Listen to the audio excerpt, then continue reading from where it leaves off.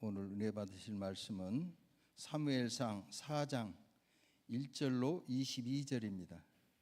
사무엘상 4장 1절 413쪽쯤에 있습니다.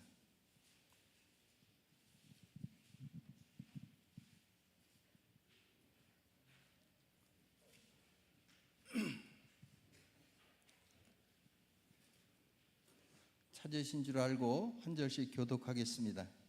이스라엘은 나가서 블레셋 사람들과 싸우려고 에베네셀 곁에 진치고 블레셋 사람들은 아벡에 쳤더니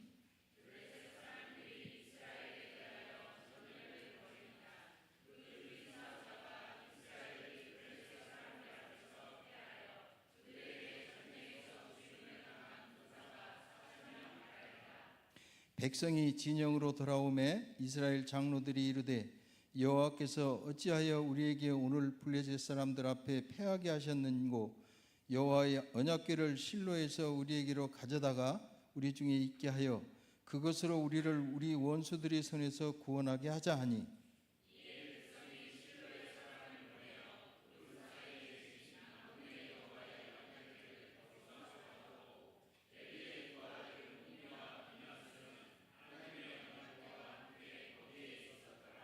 여호와의 언약궤가 진영에 들어올 때에 온 이스라엘이 큰 소리로 외치매 땅이 울린지라.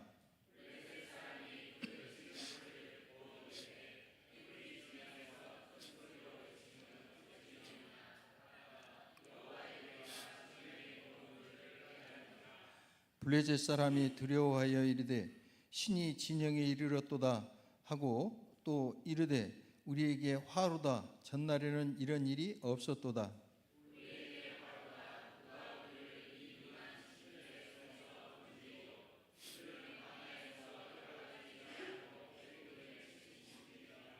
너희 블레셋 사람들아 강하게 되며 대장부가 되라. 너희가 히브리 사람이 종이 되기를 그들이 너희의 종이 되었던 것 같이 되지 말고 대장부 같이 되어 싸우라 하고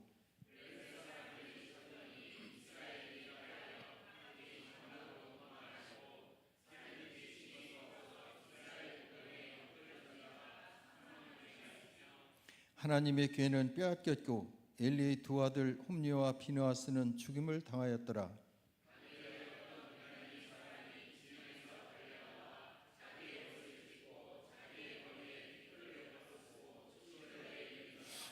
그가 이럴 때는 엘리가 길 옆 자기의 의자에 앉아 기다리며 그의 마음이 하나님의 궤로 말미암아 떨릴 즈음이라. 그 사람이 성읍에 들어오며 알림에 온 성읍이 부르짖는지라.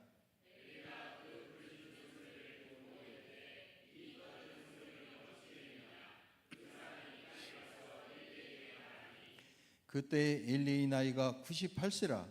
그의 눈이 어두워서 보지 못하더라.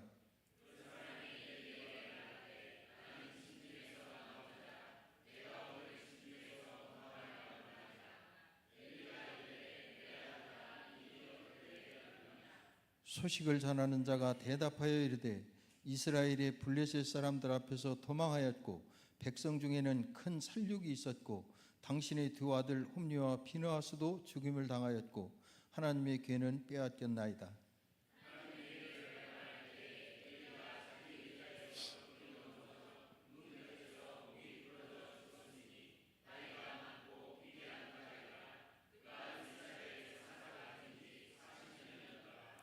그의 며느리인 비느하스의 아내가 임신하여 해산 때가 가까웠더니 하나님의 궤를 빼앗긴 것과 그의 시아버지와 남편이 죽은 소식을 듣고 갑자기 아파서 몸을 굽으려 해산하고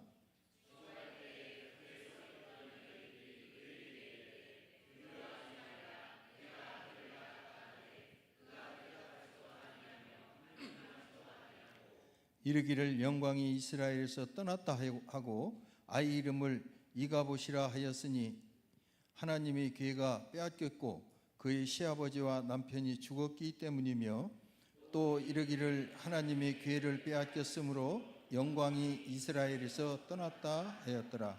아멘.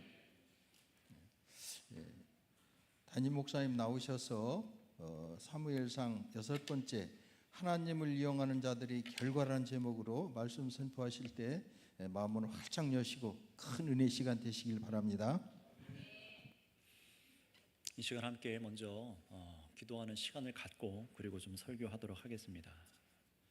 먼저 죄송한 것은 우리 장로님들과 제가 오늘 당회에서 실패했습니다. 오늘 함께 모여서 정말 사랑해야 되고 하나 되고 서로를 헤아려야 되는데 교회 지도자들이 실패했어요. 그래서 저는 걱정입니다. 하나님이 우리의 예배를 안 받으실 것 같아서요. 공동체가 사랑하고 하나 되기를 바라야 되고 그것을 위해서 참고 해야 되는데 저 스스로가 문제고 제가 제일 부족하고 또 우리 장로님들 서로 사랑해야 되나 그 안에 쌓여있는 여러 상처들과 어려움들 때문에 서로 헤어리지를 못했습니다. 여러분, 이건 남의 얘기가 아니라 우리들의 얘기고 우리 교회가 함께 기도해야 될 일입니다. 저는 이 문제가 있지만 이 문제는 하나님의 말씀 안에서 해결되어질 수 있다고 저는 믿습니다. 말씀밖에는 없습니다. 예수님밖에는 없고, 그렇기 때문에 여기 계신 분들이 남의 일이 아니라 교회를 그냥 나 혼자 구원받고 나 혼자 복받기 위해서 다니는 그런 사람으로 이 자리에 있는 것이 아니라 정말로 저와 여러분들이 마귀의 관계를 깨어내고 정말로 우리가 서로 사랑하며 어떻게든 그리스도의 장성한 분량에까지 이르기를 함께 원하는 사람들이라면 오늘 이 시간 저희들의 죄악을 회개하고 주님 저희를 그리스도 안에서 받아주셔서 저희들을 용서하여 주신 그 은혜에 힘입어서 나아가기 원하오니 우리 예배를 받아주시옵소서. 다시 한번 여러분들 앞에 찬양하고 기도했지만 혹여나 여러분의 생각과 마음이 그냥 찬양하고 그냥 기대하고 그냥 와 있었다면 죄송합니다. 다시 한번 오늘 이 예배를 위해서 저희들의 죄악을 사하여 주시고 새롭게 하여 주시기를 간구하고 설교하도록 하겠습니다. 기도하겠습니다. 주님, 저희들의 죄악이 큽니다. 저희들의 연약함이 큽니다. 참으로 우리 선교교회가 주님을 사랑한다 말하고 말씀을 듣고 엎드려야 하지만 우리들의 연약함과 이 목회자의 부족함과 참으로 저희의 기도하지 아니하고 성실하지 못했던 저희들의 연약함들, 말씀대로 순종하지 아니하고 성령 안에서 하나 되기를 힘쓰기 위해서 애쓰지만 그 한계에 다다라서 넘어지고 마는 우리들의 연약함을 봅니다. 하나님, 그러나 주저하지 않겠습니다. 뒤로 물러서지 않겠습니다.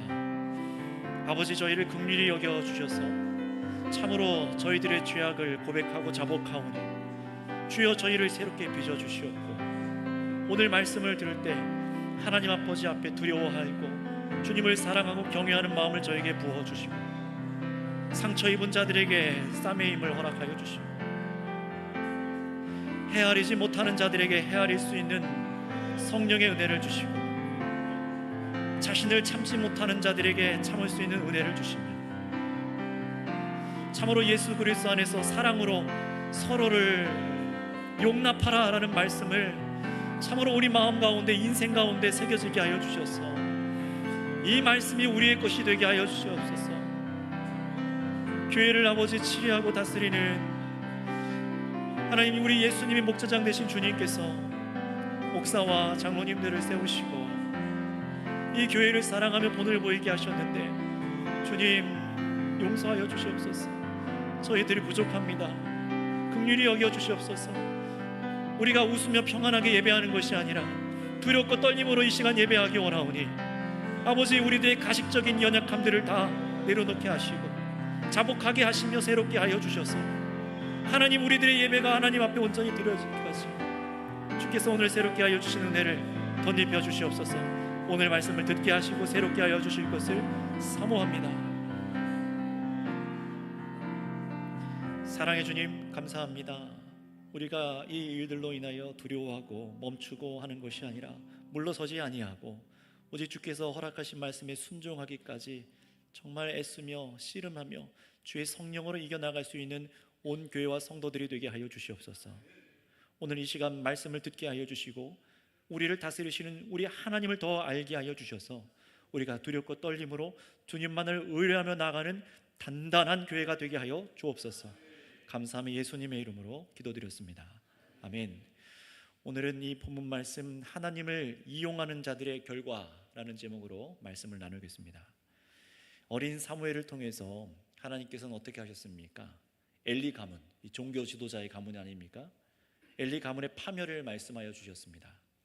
그리고 이후에 일어난 오늘 말씀되어진 이 기록을 통해서 우리가 참으로 예수님의 은혜를 왜 더 우리가 갈구해야 되는지, 어떻게 우리가 하나님을 바르게 신앙해야 되는지, 이것을 오늘 이 진리를 바르게 깨달아서 하나님과 온전한 관계 속에 계신 우리 성도님들 다 되시기를 바랍니다. 오늘 말씀해 보시면은 이스라엘을 오랫동안 괴롭혀왔던 블레셋이라는 이 나라와 전투가 벌어지게 된 것을 볼 수 있어요. 그런데 2절에 보시면은 이 1차전은 이스라엘이 패합니다. 이스라엘이 블레셋 사람들 앞에서 패하게 되었어요. 그런데 성경 말씀을 잘 보면은 블레셋 사람에 의해서 이스라엘 백성들이 패했다라고 기록하고 있지 않고요, 블레셋 사람 앞에서 패하였다라고 말합니다. 이게 어떤 의도냐면은 성경은 여기서부터 이 죽음에 누군가가 보이지 않게 관여하고 있음을 느끼게 만드는 표현이에요. 블레셋 사람들이 죽였다가 아니라 블레셋 사람들 앞에서 패했대요. 누군가가 그렇게 만드셨다는 겁니다.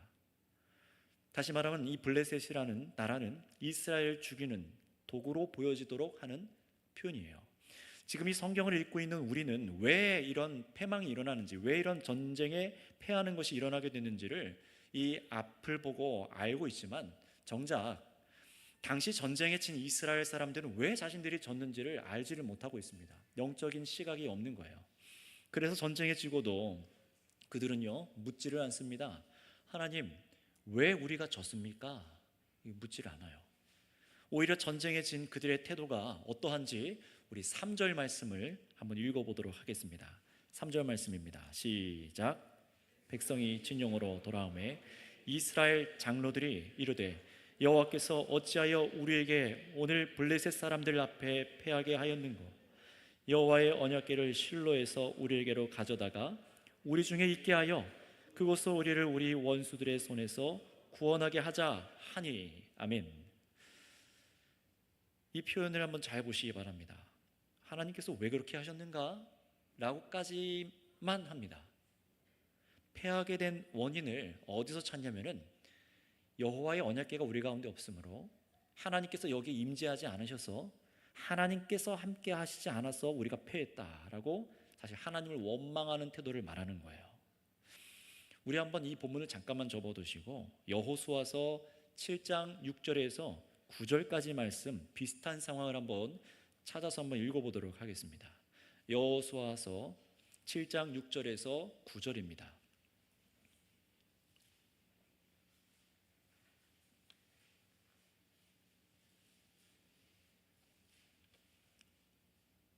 함께 읽겠습니다. 7장 6절에서 9절까지 시작.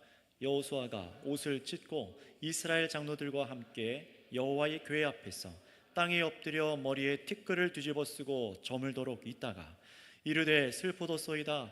주 여호와여, 어찌하여 이 백성을 인도하여 요단을 건너게 하시고 우리를 아모리 사람의 손에 넘겨 멸망시키려 하셨나이까?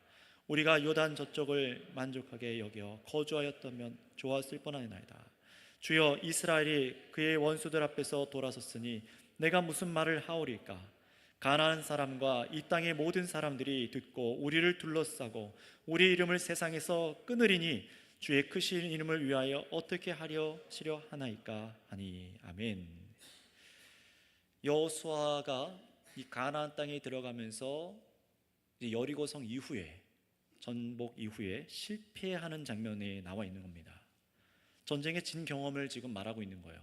그런데 여호수아는 여기서 어떻게 합니까?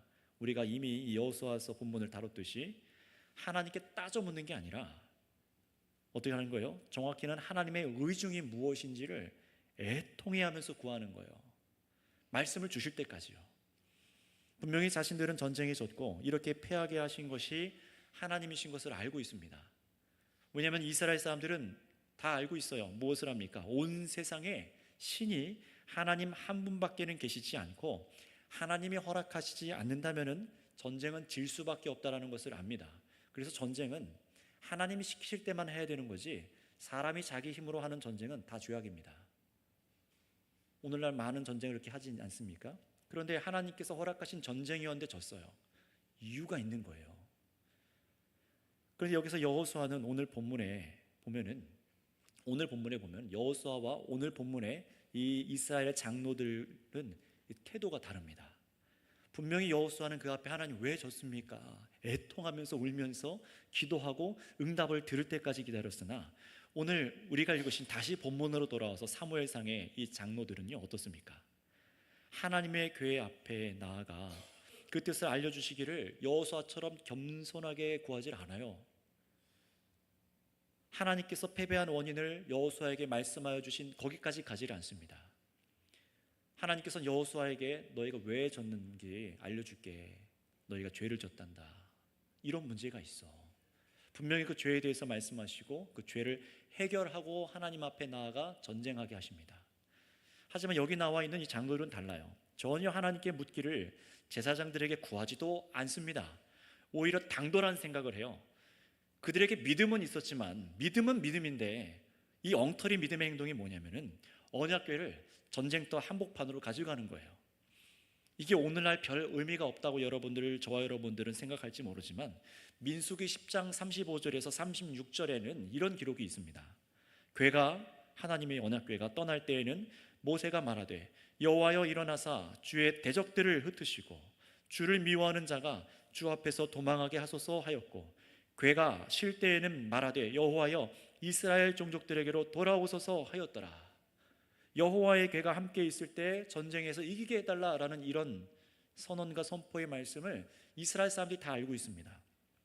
이 말씀을 알고 또 하나님의 궤가 함께 할 때 겪은 임재의 경험이 있었던 이 민족은요 지금 이 잘 안 풀리는 상황에 승리가 있으려면은 여호와의 궤가 함께 해야 한다라고 당연하게 떠오르는 거예요. 우리 한번 3절 말씀을 읽어볼까요? 3절입니다. 시작. 백성이 진영으로 돌아오매 이스라엘 장로들이 이르되 여호와께서 어찌하여 우리에게 오늘 블레셋 사람들 앞에 패하게 하셨는고 여호와의 언약궤를 실로에서 우리에게로 가져다가 우리 중에 있게 하여 그것으로 우리를 우리 원수들 손에서 구하게 하자 하니 아멘. 자, 그런데 보세요. 이 민족의 장로들의 태도가 믿는 사람들의 태도인 것 같지만 사실은 아닙니다.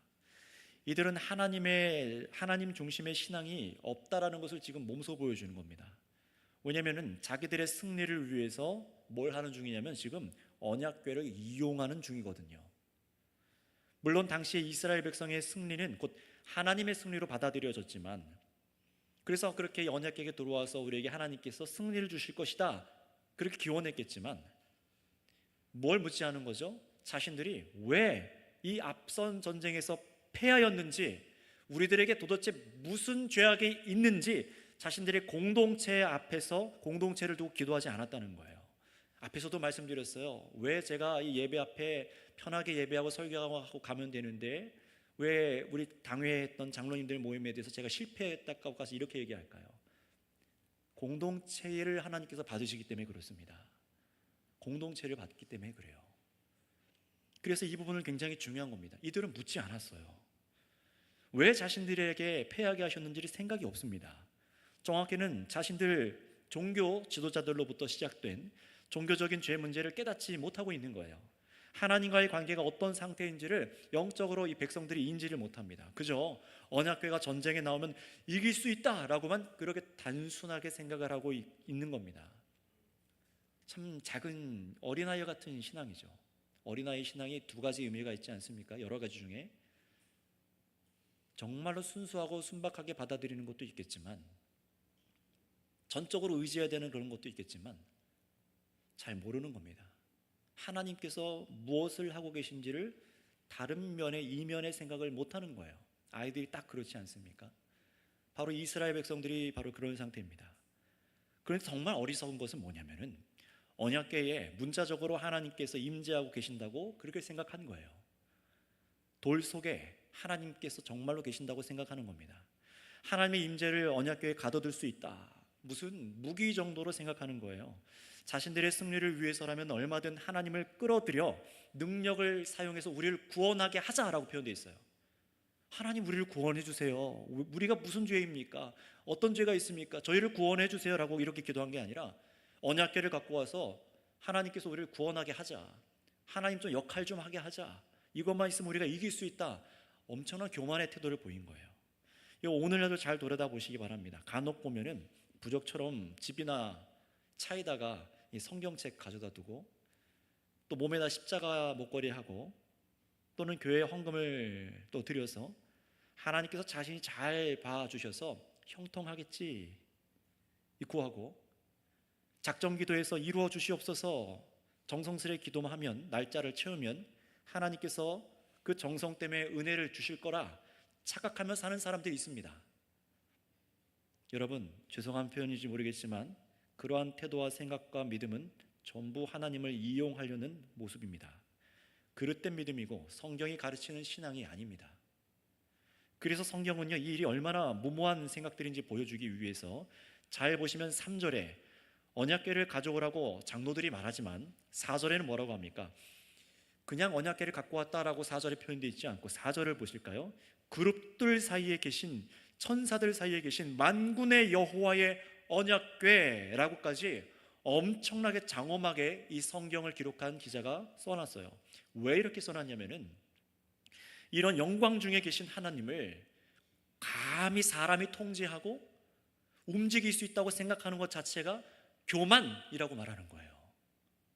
어떻게 하나님을 너희가 움직일 생각을 하느냐? 그룹들 사이에 계시고 영광 가운데 계신 만군의 여호와의 언약궤를 너희가 너희 마음대로 옮겨서 전쟁을 이길 수 있다고 착각하지 말아라 라고 성경이 보여주는 겁니다. 그런데 이 이스라엘 백성들과 장로들과 제사장들은 모릅니다. 이거를요. 이렇게 언약궤가 와야 하나님께서 함께 하시고 자신들을 구원하실 것이라고 굳게 믿고 있습니다. 하지만 성경의 4절을 보시면은 하나님의 언약궤가 진영에 왔기 때문에 더 위험한 상태가 곧 벌어질 것을 보여줘요. 왜냐하면은 지금 하나님께서 함께 하시는 상징인 이 언약궤가 이 전쟁에 지금 누구와 함께 있다라고 지금 말하고 있습니까? 4절에 다시 한번 보시겠어요? 이에 백성들이 실로에 사람을 보내어 그룹 사이에 계신 만군의 여호와의 언약궤를 거기 가져왔고 누구 사이에 있습니까? 엘리의 두 아들 홈니와 비느하스와 하나님의 언약궤가 함께 있어요. 굉장히 지금 불안한 모습입니다. 왜 그럴까요? 여러분 생각해 보세요. 말씀 전하는 목사가 타락해서 온갖 죄악을 일삼고 세상에서 그리고 나와서 앞에 이 설교 강단에 서서 말씀을 선포하는 것, 여러분 이거는 위험한 행동일까요? 아니면 괜찮은 행동일까요? 위험한 겁니다. 저한테도 위험한 거고 이 설교를 듣고 있는 여러분에게도 위험하게 되는 거예요. 똑같은 거예요. 지금 홈리와 비느하스가 무슨 죄악을 저질렀는지 우리 다 알고 있지 않습니까? 근데 그런 사람이 지금 언약궤와 함께 있어요. 얼마나 무서운 상황인지 모릅니다. 우리 앞으로 돌아가서 2장 34절 말씀을 읽어보도록 할까요? 사무엘상 2장 34절입니다. 하나님께서 뭐라고 분명히 말씀하셨는지 우리 한번 읽어보도록 하겠습니다. 2장 34절 시작. 내 두 아들 홈니와 비느하스가 한날에 죽으리니 그 둘이 당할 그 일이 내게 표징이 되리라. 아멘. 하나님께서 홈리와 비느하스가 한날에 죽을 것이다 라고 하나님께서 친히 말씀하여 주셨어요.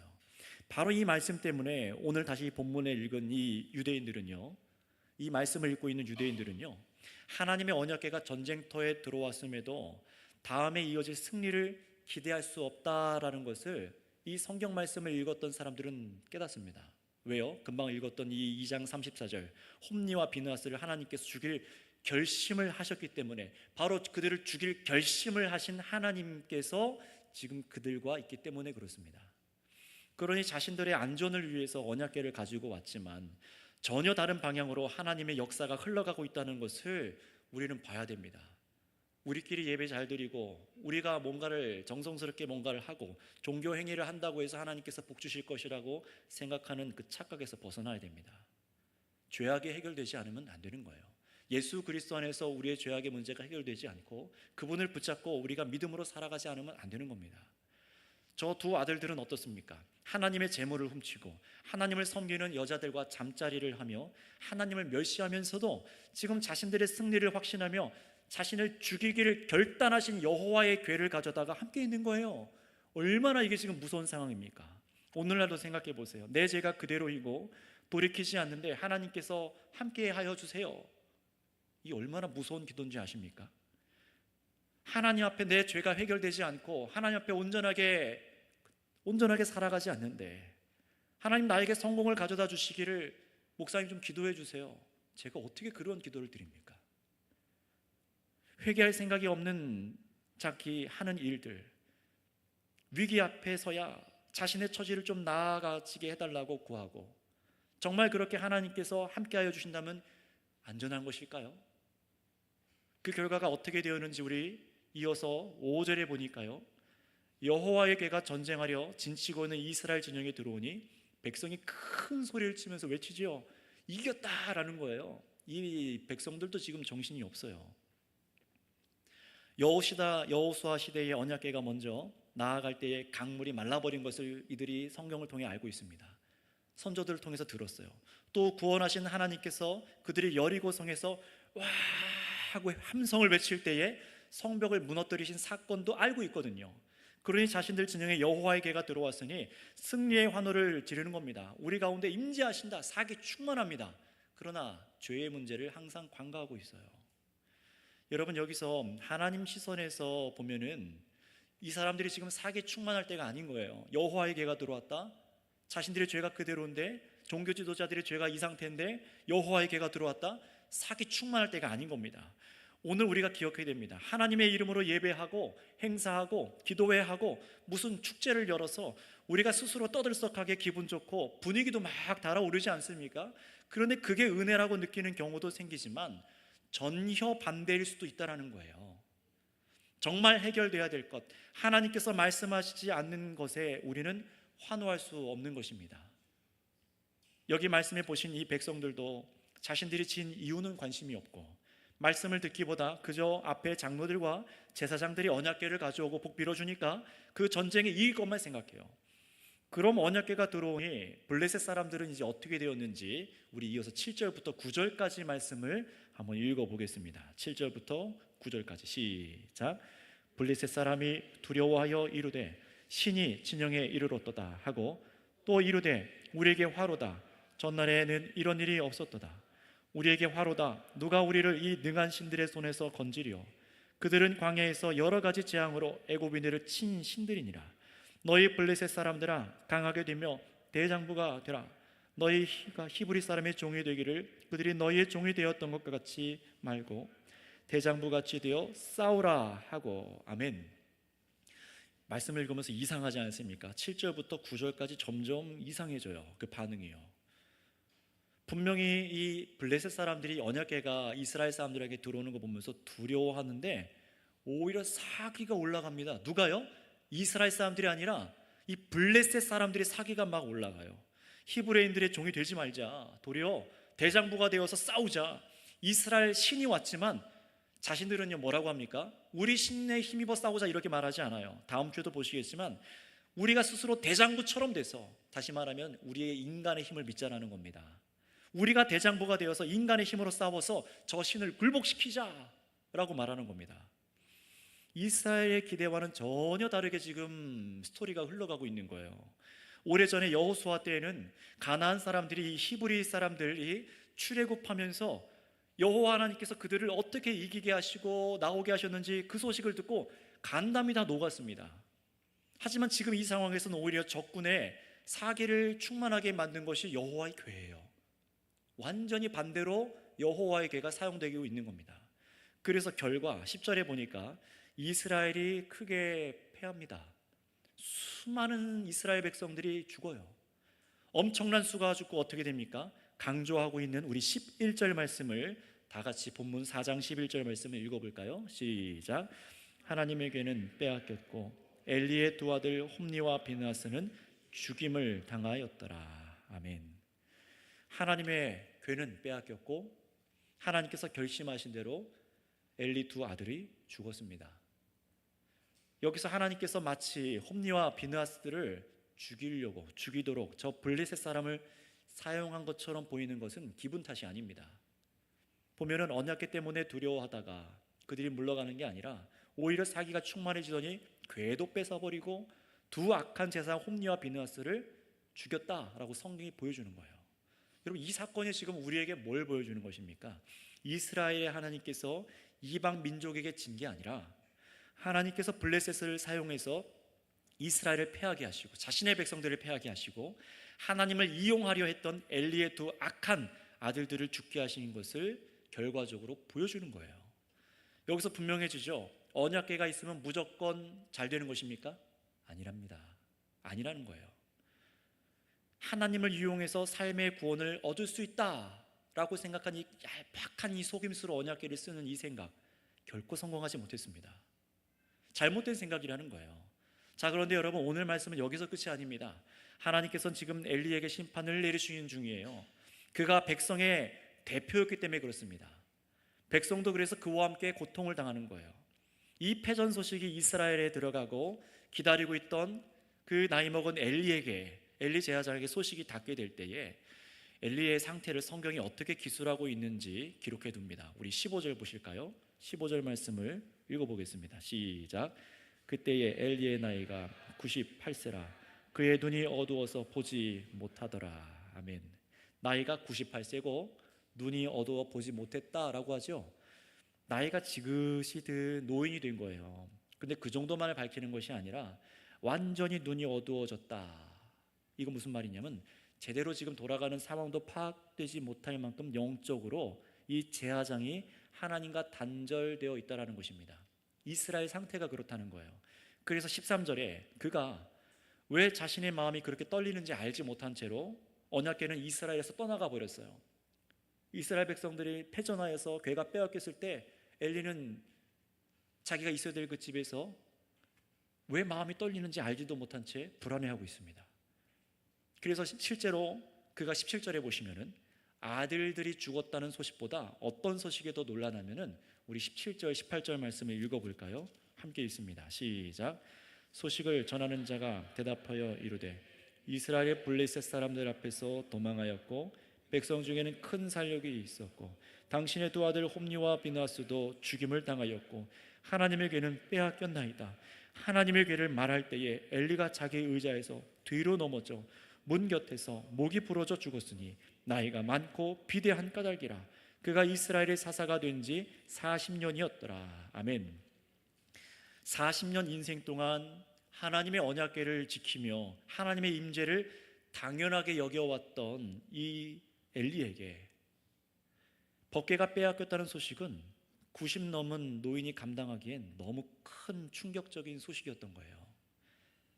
그렇게 그는 놀라서 의자에서 앉아있다가 뒤로 넘어가서 목이 부러져 죽었죠.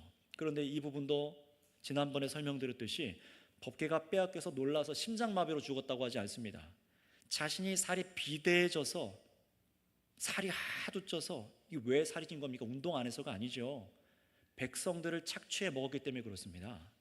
비대해져서 목이 꺾여 죽은 거예요. 두 아들 홈리와 비느하스가 백성들이 하나님께 드린 제물 중 좋은 고기들을 골라 먹고 착취했던 것처럼 이 엘리 역시 그런 삶을 내버려 둔 아버지답게 그의 비대해진 살이 얘기하듯이 자신과 자신의 자녀가 지금까지 백성들에게서 착취해온 잘못된 행실이 결국 자신의 목숨을 빼앗는 결과가 되었다라고 성경이 보여주는 겁니다. 결코 놀라서 죽은 게 아니에요. 자신과 자신의 아들들이 저지른 그 죄악의 결과로 심판당하는 겁니다. 그런데 엘리 가문을 향한 파멸의 예고는 여기가 끝이 아니었습니다. 계속돼요. 그만 읽고 싶어요, 사실요. 하나님께서는 뭘 약속하셨죠? 그 가문의 몰락을 말씀하셨죠. 그리고 19절부터 보시면은 이번에는 엘리의 며느리이자 사랑하는 아들 비느하스의 아내, 이 아내 얘기가 나옵니다.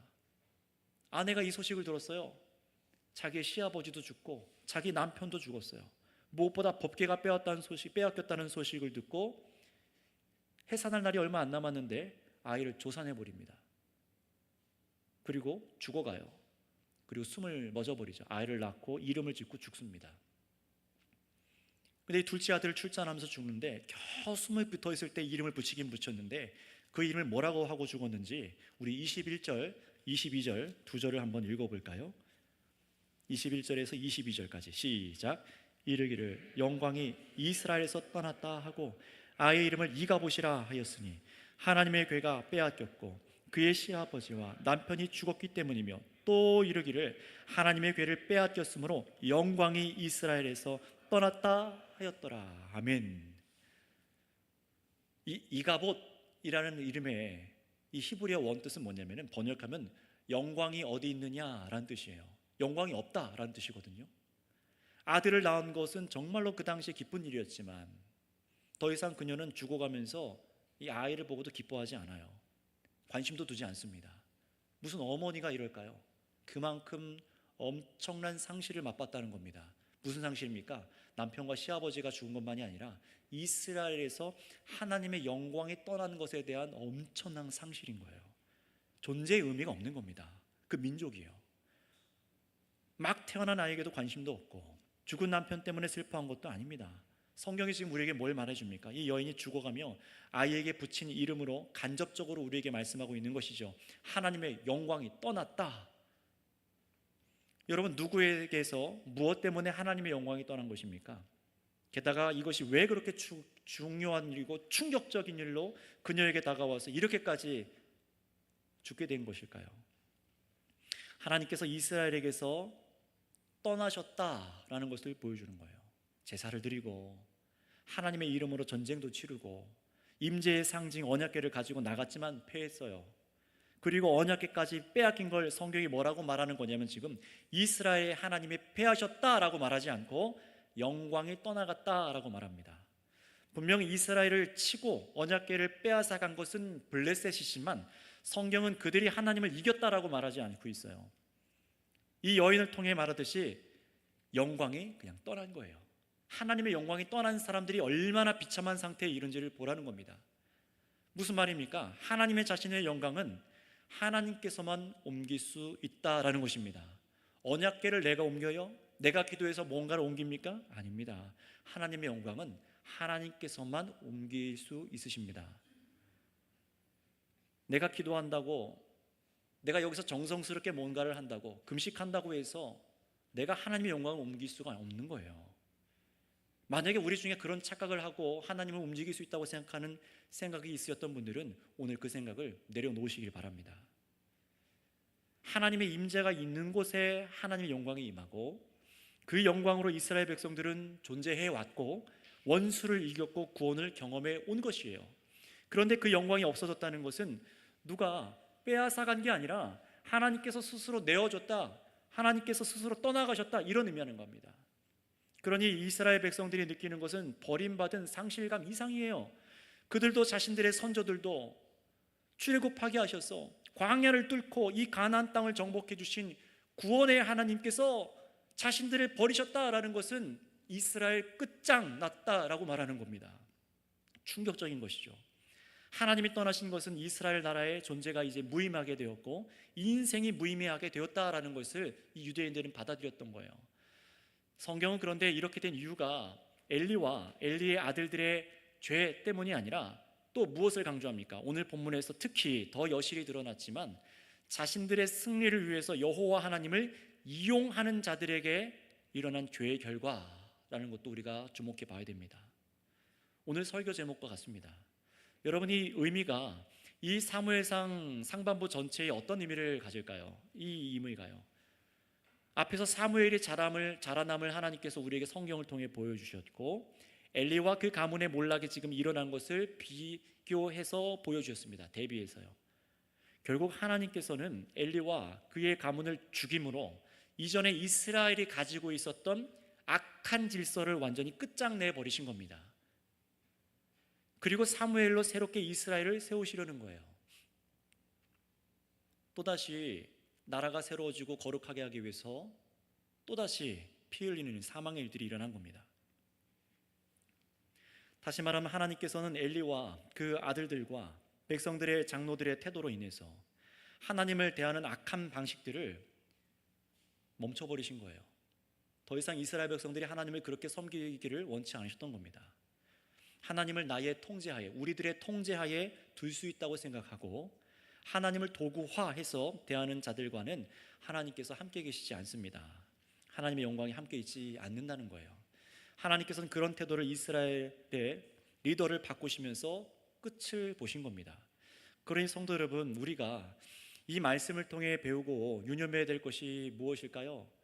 오늘날에도 예수님을 나의 구주로 믿고 하나님의 동행하심을 구하는 저와 여러분들 아니겠습니까? 오늘도 우리가 그렇게 주의 임재를 우리가 바라고 구하고 오늘 이 밤에도 이 말씀을 바라고 나아갈 거 아닙니까?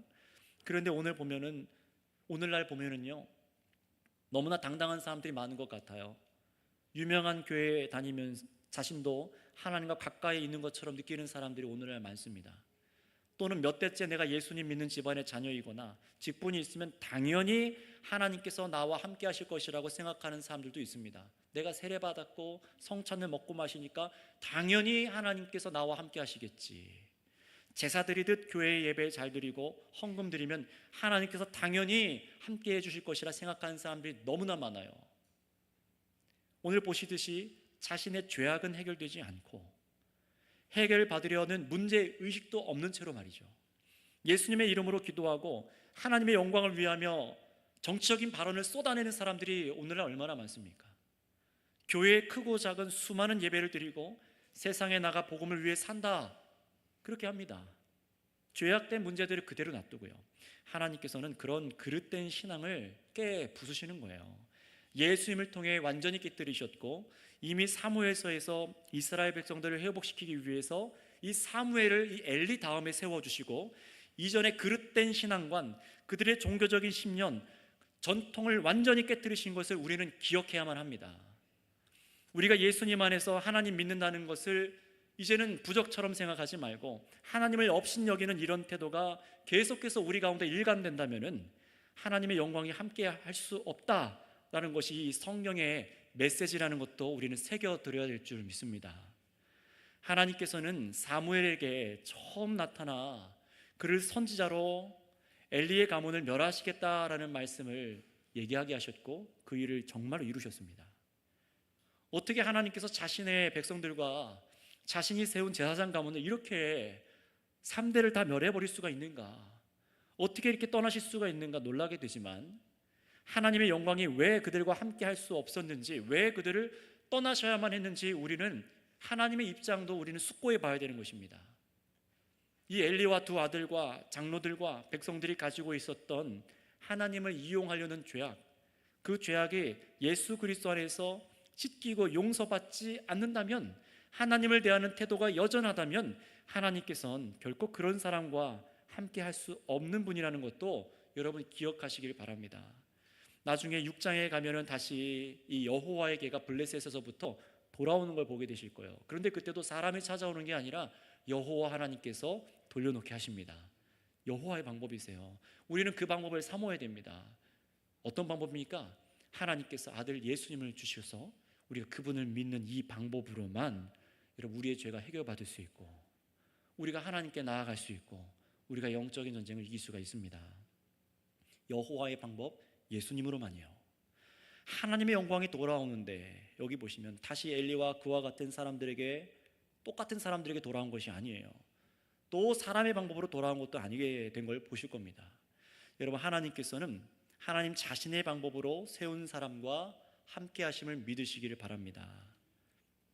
내가 그냥 이렇게 하니까, 내가 이렇게 종교 생활을 하니까, 내가 목사니까, 내가 장로니까, 내가 권사니까, 내가 이렇게 신앙생활을 하니까 나를 받아주시겠지, 그런 분이 아닙니다. 내 방법으로 하나님을 불러드릴 수 없어요. 오직 예수 그리스도 안에서 변화받고 새 사람으로 살아가는 그 사람에게 함께 하십니다. 오늘날은 예수 그리스도 안에서 성령으로 세운 사람과 함께 하세요. 그렇다면 마치 우리가 우리의 힘과 지식과 능력으로 하나님께서 함께 하신다는 교만한 생각, 우리가 하나님을 움직이고 사용할 수 있다고 생각하는 악한 생각이 그 일말이라도 저와 여러분들 안에 틈타지 못하도록 우리의 생각을 하나님께 지켜주시기를 여러분 간구하고 기도하시기 바랍니다. 하나님께서 우리와 함께 하시는 이유는 그리스도 때문이세요. 결코 우리가 뛰어나서 괜찮은 사람이라서 그리스도께서 자신을 내어주시고 우리와 함께 하시는 것이 아닙니다. 하나님께서 우리와 함께 하신 이유는 자신의 아들의 공로 때문입니다. 우리를 이전과 같지 않게 만드셨기 때문에 하나님께서 함께 계시는 거예요. 하나님의 영광이 함께 할 수 없는 자들이 다 우리들이었습니다. 그러나 우리 구주 예수님으로 인해 새로워지게 하셨기 때문에 하나님께서 함께하여 주시고 오전 말씀처럼 주님의 몸된 교회에 임재하여 주실 것을 우리가 사모하고 기다릴 수 있는 것입니다. 여러분, 예수님을 이 밤 붙들고 기도하시기를 바랍니다. 예수님 믿는 여러분, 여러분의 태도가, 저와 여러분들의 태도가 혹 하나님을 이용하고 있다라고 조금이라도 느껴지신다면은 우리의 죄를 해결하지도 않고 내가 그냥 예배해서 뭔가 되겠지라는 이런 태도가 우리 가운데 있다면은 그 죄를 회개하시고 그 죄가 얼마나 무거운 책임이 있는지, 어떤 결과들을 가져오는지, 하나님의 아들이 죽지 않으시면 해결될 수 없을 정도로 무서운 죄라는 것을 깨닫고 그리스도 앞에서 용서받기를 간구하시기 바랍니다. 하나님을 내가 움직일 수 있다고 믿고 유명한 목사가 하나님을 움직일 수 있다고 믿으며 나의 종교적인 행위가 구원을 가져올 수 있다고 믿는 그런 안일한 태도가 완전히 그리스도 안에서 죽고 새롭게 지어주시기를 이 밤 간구하고 세상으로 나아가 이기시기를 바랍니다. 기도하겠습니다. 오늘 두 가지를 기도하겠습니다. 성도 여러분, 하나님께 불순종하고 하나님의 재물을 탐하고 백성들을 착취한 이 종교 지도자 가정에 하나님께서는 공의로 심판을 내리셨습니다. 사람이 아니라 하나님이요. 백성의 종교 지도자와 또 그들의 장로들이 눈이 멀어 하나님을 이용하려 한 죄로, 그 죄로 인해 그 백성들도 함께 죄를 지고 수많은 사람이 죽었습니다. 그러니 여러분, 먼저 오늘날 이 말씀을 또 우리에게 적용해 본다면 교회의 목회자와 장로님들을 위해서 기도해 주세요. 목사가 하나님을 두려워하지 않으면 그 교회는, 장로님들이 하나님을 두려워하지 않으면 그 교회는 소망이 없습니다. 그래 기도해 주세요. 이 부족한 목사를 위해서, 이 교회를 위해서 참 수고하고 헌신한 우리 장로님들을 위해서, 참고 인내해온 우리 장로님들을 위해서 기도해 주세요. 하나님을 더욱 두려워하게 하여 주시고 예수님의 은혜에 엎드리는 교회가 되게 하여 주시옵소서. 그래서 온 성도님들께서 교회 안에 일어나는 일들에 민감히 우리도 깨어서 우리 교회가 이 영적인 전쟁에서 지지 않고 하나님의 뜻대로 세워져가는 교회가 되길 기도해 주세요. 왜 장로님들은 왜 그러세요? 라고 할 게 아닙니다. 여러분, 당회할 때 뒤에서 기도해 주셨습니까? 제가 한 주 전부터 광고할 때 장로님들을 위해서 기도해 주셨습니까? 이 성경 공부를 위해서 정말로 많이 기도해 주셨습니까? 여러분, 이것은 우리들의 일입니다. 이 시간 우리 주여 한번 부르짖으면서 주님, 우리를 새롭게 하여 주시옵소서. 주여 한번 부르고 기도하겠습니다. 주여, 아버지, 저희들이 연약한 죄악을 고백합니다. 이 세상 가운데 하나님의 몸된 교회를 세우시고 이 땅 가운데 예수 그리스도의 십자가 그 은혜를 세상 가운데 비춰 보이시는 아버지 하나님, 우리가 하나님 아버지를 두려워하지 않고 경외하지 않고 연약함으로 우리가 너무나 하나님 앞에 부끄럽고, 하나님 아버지, 우리가 잘못된 길로 사랑하는 성도들을 그릇되게 인도할까 두렵습니다. 주님, 불쌍히 여겨주셔서 그리스도 안에서 저희들을 긍휼히 여겨주시고 우리의 죄악을 아버지 도말하여 주셔서 참으로 주 안에서 사랑하는 교회가 되게 하여 주시고 주 안에서 새 마음과 새 뜻을 품고 나아갈 수 있는 교회가 되게 하여 주시옵소서. 하나님 아버지, 우리들의 죄악을 용서하여 주시고 부족한 죄를 용서하여 주시옵소서. 하나님 아버지, 긍휼히 여겨 주시옵소서. 불쌍히 여겨 주시옵소서. 하나님의 은혜와 사랑이 아니고선, 하나님의 자비가 아니고서는 아버지, 이 교회가 한 발자국도 나아갈 수가 없습니다. 우리가 서로 사랑하지 아니하고 하나님을 경외하지 아니하는데 하나님, 우리가 가식적으로 예배할 수 없습니다. 하나님 아버지, 불쌍히 여겨 주시옵소서. 긍휼히 여겨 주시옵소서. 우리가 뛰며 찬양하며 박수치며 찬양하며 큰 소리로 찬양하며 즐거이 찬양한다 할지라도 하나님, 우리들의 죄악이 아버지 그대로이며 하나님 앞에 엎드리지 않는 이 죄악이 그대로인다면 주님, 두렵고 떨림으로 이 말씀을 대하오니 주 그리스도 안에서 저희를 용납하여 주시고 긍휼히 여겨 주시옵소서. 두 번째로 기도하겠습니다. 이 이스라엘 백성의 장로들과 제사장이 언약궤를 이용하여 전장으로 가져 들어오자 백성들도 언약궤가 들어온 것을 보고 환호했습니다. 백성 전체가 자신들의 죄는 보지 못하고 하나님을 이용한 겁니다. 같이 이용한 겁니다. 여러분, 오늘날 우리는 어떻습니까? 구원의 이름, 예수님의 이름마저도 혹시 그렇게 사용하고 계시진 않습니까? 예수님을 저들이 언약궤를 사용한 것처럼 쉽게 이용하려는 태도가 우리 안에 있지는 않습니까? 전혀 죄는 둔감하며 하나님 앞에 나아가 엎드리지 않으며 내가 필요할 때 예수의 이름으로 기도하기만 하면 괜찮은 것일까요? 하나님과 그 아들 예수 그리스도마저도 우리의 잘못된 종교성을 따라 사용해서 하나님과 그 아들 예수님의 이름마저 부적처럼 사용하고 세상에서 우리의 성공과 잘됨을 이용해서 이용하려는 태도가 있다면 그 죄를 이 시간 회개하고 멈추길 고백하셔야 됩니다. 저와 여러분 안에 오늘 말씀해 보신 이런 죄악상이 우리 가운데 있다면 주님, 그리스도 안에서 이 죄마저도 해결받게 하여 주시옵소서. 이 죄 때문에 하나님의 아들이 죽으셨다는 것을 믿습니다. 이 악한 죄악의 태도가 끊기게 하여 주시옵소서 하고 여러분 자신과 우리 선교교회 공동체를 위해서 주여 한번 부르고 기도하겠습니다. 주여, 주여, 교회를 거룩하게 하여 주시옵소서.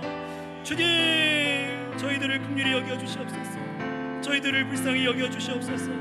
예수 그리스도의 이름을 힘입어 우리가 살아감에도 불구하고 구원을 얻고 자비를 얻었음에도 불구하고 도무지 아버지 그 은혜를 감사하기는커녕 하나님 회복하고 자복하고 엎드려서 주의 말씀을 구하기보다 하나님 우리가 예수님의 이름마저도 이 언약궤를 사용했던 이용하려 했던 이 이스라엘 백성들처럼 사용하고 있는 이 악한 죄악이 있음을 용서하여 주시옵소서. 하나님, 그리스도 안에서 십자가 대속으로 이 모든 죄악을 용서하여 주셔서 우리를 용납하시고 받아주신 아버지 감사합니다. 감사합니다. 우리가 이 큰 은혜를 받은 자인 것을 깨닫게 하여 주셔서 주님, 참으로 주 앞에 나와 겸손함으로 무릎 꿇게 하시고 하나님의 힘을 힘입어 아버지 예배하는 저희들이 다 되게 하여 주셔서 상처 입고 넘어지고 연약한 자들을 우리가 함께 끌어안으며 그리스도 안에서 사랑하며 나아갈 수 있는 주의 교회가 다 되게 하여 주시옵소서. 주님 믿고 의지합니다. 주님 붙잡아 주시옵소서.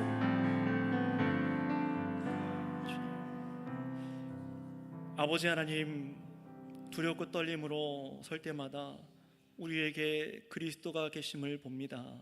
그 십자가가 얼마나 큰 능력의 십자가인지를 봅니다. 우리의 죄가 만연할수록 그 십자가가 얼마나 큰 십자가인지를 봅니다.